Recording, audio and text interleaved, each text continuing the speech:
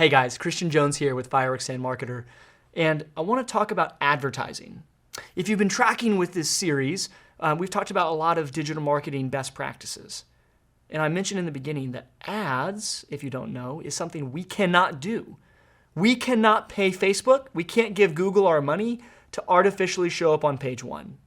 In lots of industries, Facebook and Google and TikTok or whomever would be happy to take your money and let you pay to rank or be on page one. We're not allowed to do that. I've heard of things though, and I kind of want to speak to this. I've heard of people who talk about gimmicky ways to advertise on Google and Facebook, and I bet they work. I bet there are ways to game the system. What I want to recommend is that you don't really pay attention to that, because that is maybe an exception to the rule, which is the best way to get new customers is by organically ranking on Google, period.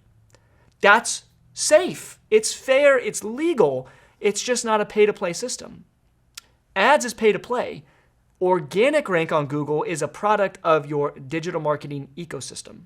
We've talked about it before. Your website, your Google business page, and the reviews that you have. Those are the three biggest components. To be clear, Google's algorithm is much more complicated than that. But those are the three big things that we talk about at Firework Stand Marketer. But back to ads, I would really encourage you, don't chase a rabbit down a hole with some person online who says, let me show you the way to do brand style ads or other forms of advertising that are trying to trick the system. What you don't want, even more than you want the benefit of your ad campaign, is a penalty from Google, is a suspension from Google for your Google business page because you violated their terms of service. And I'm not telling you that for sure would happen, but it has happened before.